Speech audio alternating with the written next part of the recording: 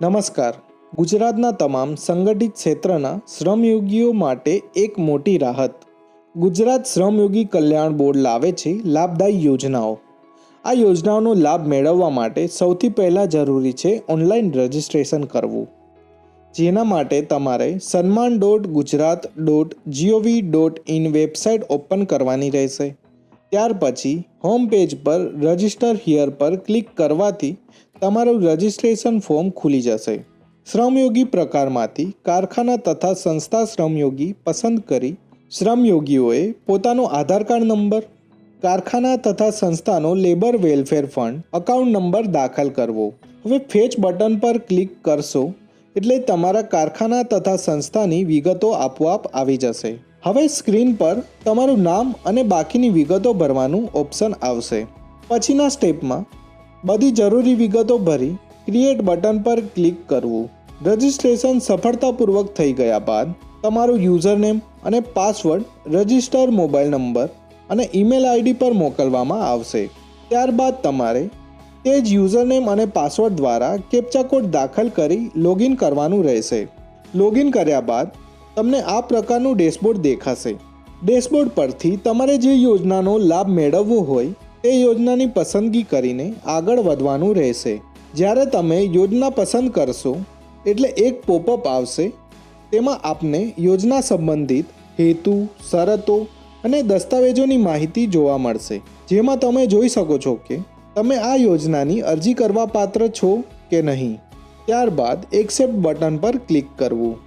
ત્યાર પછી તમને યોજના માટેનું ફોર્મ જોવા મળશે. તેના પહેલા ભાગમાં તમારી વ્યક્તિગત વિગતો ભરવાની રહેશે.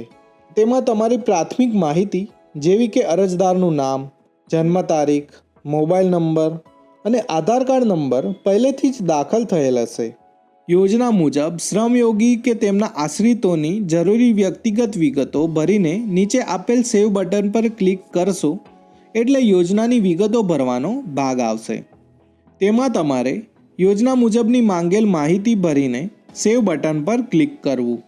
ત્યાર પછી તમારી સામે આવશે દસ્તાવેજની વિગતો ભરવાનું પેજ.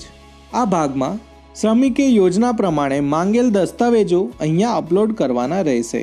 અહીંયા ખાસ નોંધ લેવી કે અપલોડ કરવાના થતા દસ્તાવેજો અસલના ફોટા તથા સ્કેન કરીને અપલોડ કરવાના રહેશે. તેમજ અપલોડ કરવામાં આવેલ દસ્તાવેજની સાઇઝ 1 MB કરતાં ઓછી હોવી જોઈએ. બધા જરૂરી દસ્તાવેજોને અપલોડ કર્યા બાદ સેવ બટન પર ક્લિક કરવું.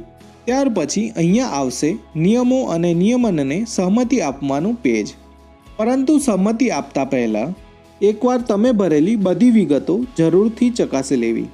ધ્યાનથી વિગતો ચકાસી લીધા બાદ અહીંયા આપેલ બોક્સ પર ક્લિક કરી સહમતિ આપવાની રહેશે. ત્યારબાદ સેવ બટન પર ક્લિક કરવું. તે પછી તમારી યોજનાની અરજી સબમિટ થઈ જશે.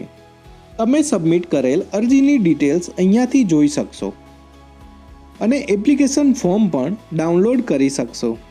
અને જો તમે કરેલ યોજનાની અરજી રદ કરવી હોય તો અહીંયા આપેલ વિડ્રોવલ એપ્લિકેશન ટેબમાંથી જે અરજી રદ કરવી છે તેને ક્લિક કરી રિમાર્ક્સ લખીને સબમિટ કરવાથી તમારી અરજી વિડ્રો થઈ જશે.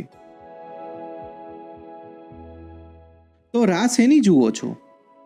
આજે જ રજિસ્ટ્રેશન કરો અને તમારું અને તમારા પરિવારનું ભવિષ્ય સુરક્ષિત બનાવો.